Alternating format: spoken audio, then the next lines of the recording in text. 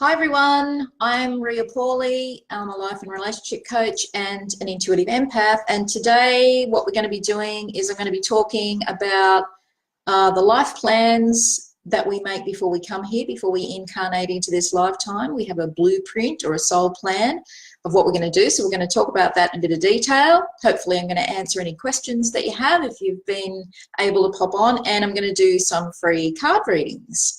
So if you're interested in having a free card reading today, pop on. Now, if you're watching this live later on, I'm going to be coming back to the live and I'm going to be doing some more free card readings there.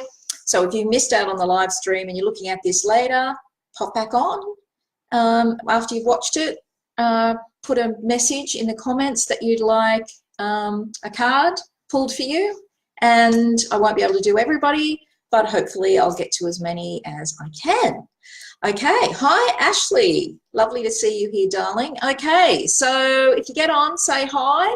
Love to hear from you guys, and I'd like this to be as interactive as it possibly can.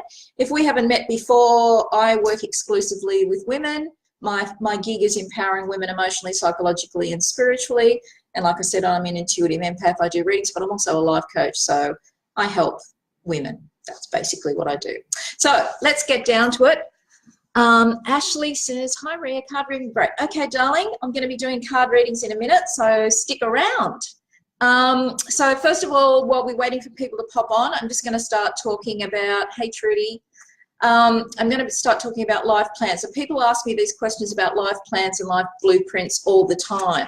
If you want to read a really good book about it, go to Robert Schwartz's book, Your Soul's Gift. I think he wrote two. One of them was called Life Plans. I actually had the opportunity to meet him. He was out here from America maybe 12 months ago. I went to Coffs Harbour for a gig and he was there, and so I got to listen to him talk. It was pretty interesting stuff, so I can highly recommend his books.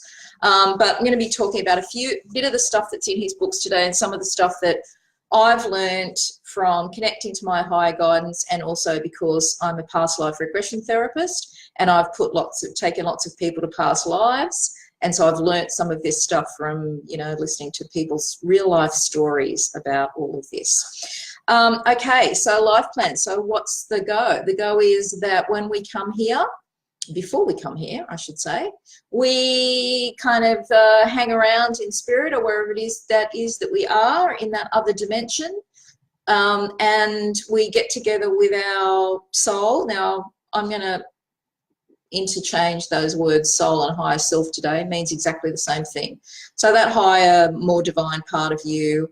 And so we get together with our soul or a higher guidance and we decide what it is that we want to do or get out of coming back and having another lifetime. So most of us have had lots and lots of other lifetimes. When I do a reading for people, I can generally tune into that and tell them how many lifetimes they've had. So that's often very interesting for people.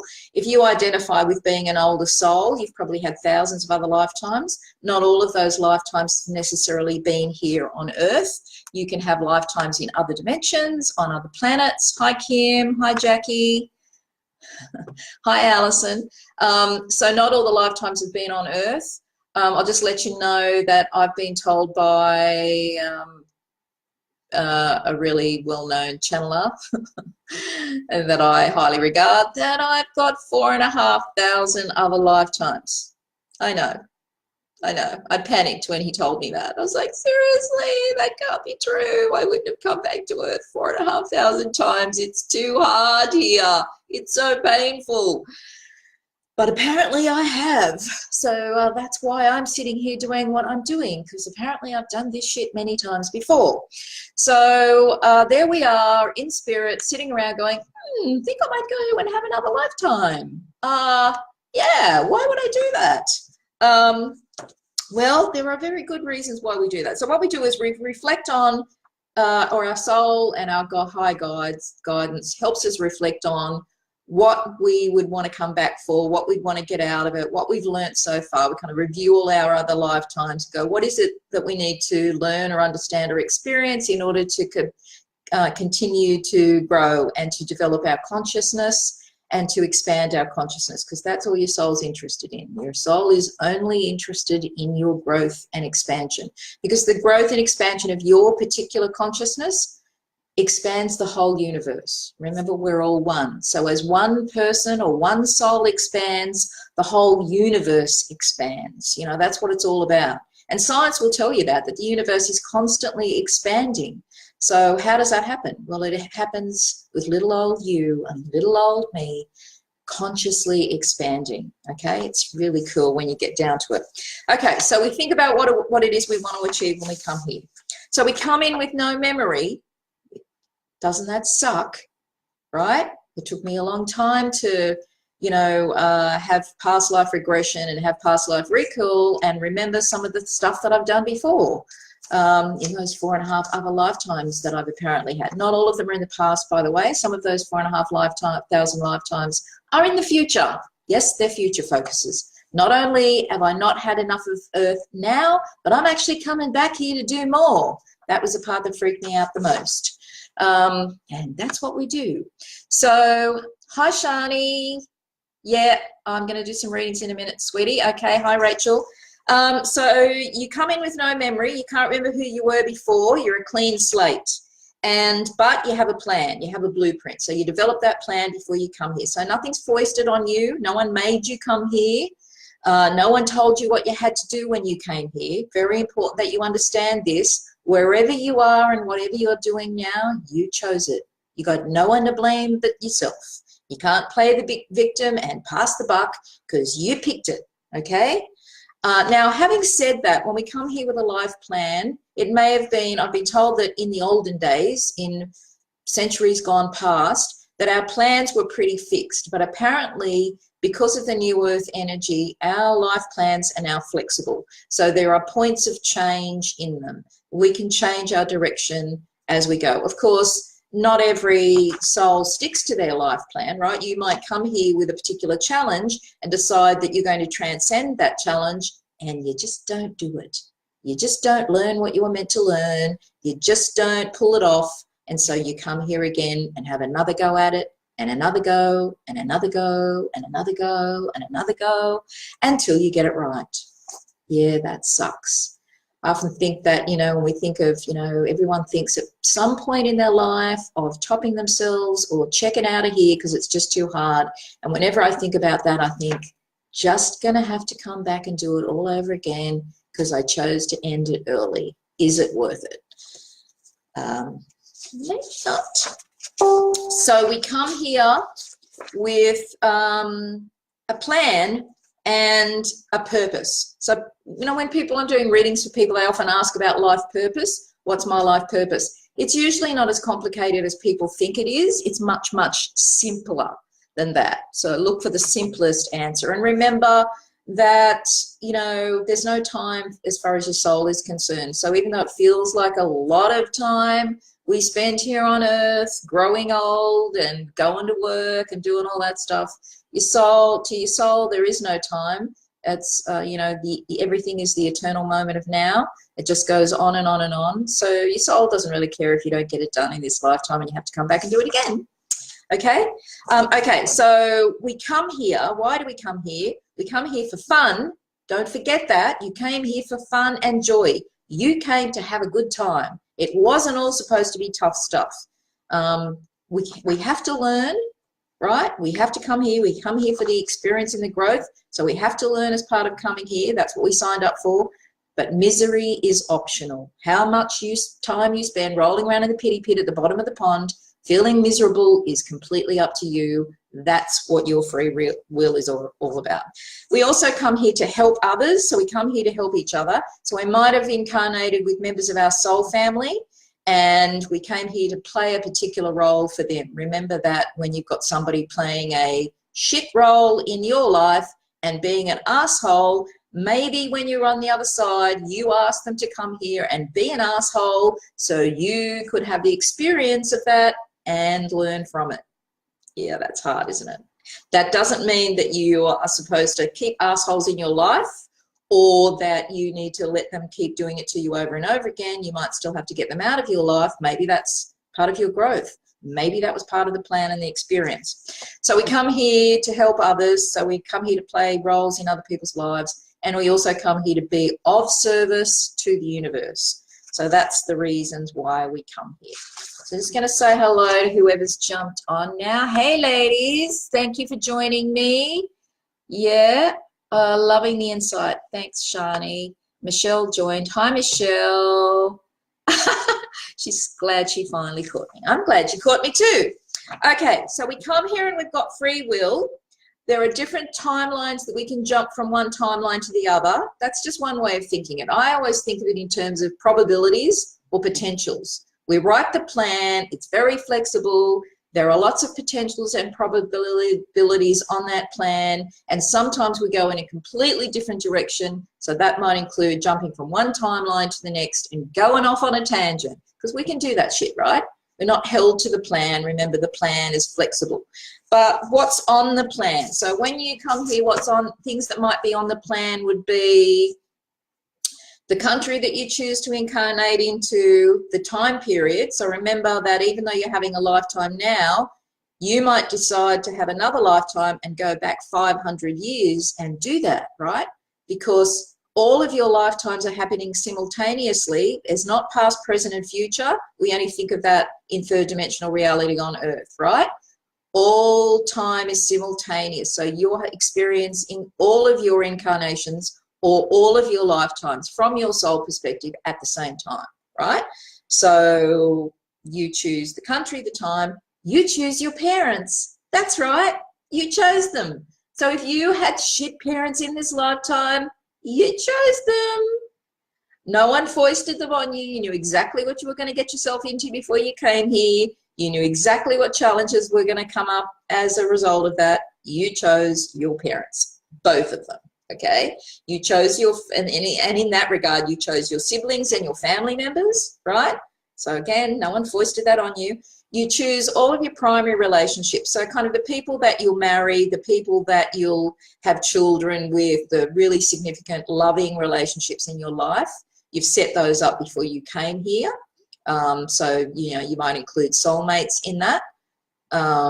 Remember, soulmates don't always come here to trip through the daisies with us. Sometimes they come here to break our hearts really big time and crack us open and, yes, half kill us, so that we will learn from that. Hang on, bit dry. So yes, we choose our relationships. You choose the skills and abilities that you're going to have in this lifetime. So apparently I have been what we would call clairvoyant, psychic, a healer, all of that stuff in many other lifetimes before, but not all of them. Okay, so in some lifetimes I've chosen to manifest those skills, and obviously in some lifetimes I didn't, because the beginning of my lifetimes where I was psychic and healing and doing all that was all the way back in Egypt. Again, there's no time, right? So maybe that was only recently, but anyway, it was back in Egypt and in Lemuria and in Atlantis and all of that stuff. So, you know, whether I chose to manifest those skills in this lifetime or not was completely up to me. You know, we choose that. We also choose our disabilities. So anybody that came with physical disabilities or mental disabilities, you might have had a mental disorder in this lifetime or an addiction. You've chosen that before you came here. And that sounds weird, doesn't it? Why would somebody come to be born with no legs, for instance? But apparently we do.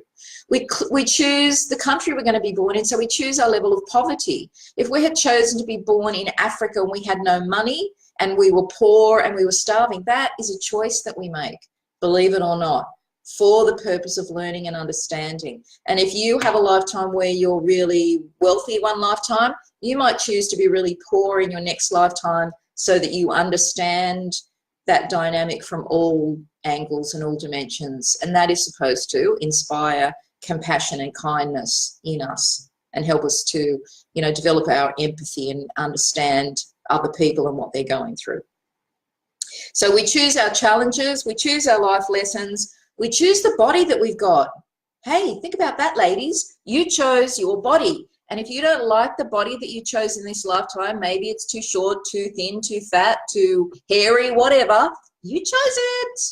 Apparently, when we've had many lifetimes, we gravitate towards a particular body shape, a particular look, particular hair color, you know, all that sort of stuff. Remember, when we come here, we have to do the whole, I'm going to be a male, I'm going to be a female, I'm going to be gay, whatever. We do all of those things. But after a while, we develop a predisposition for, well, I actually like being female, and I like being in this kind of body, and I like having these kind of skills with me. So apparently there is a pattern to it eventually. And we also choose our jumping off point. So if life gets too tough for us, or we decide that we don't like it, or we're not achieving, apparently on our life plan, there are jumping off points. There are points at which we can get out of here. And I suppose that means we might have a car accident and die. We might have an illness. We might kill ourselves. I don't know. But there are apparently jumping off points. Hi, Kiri.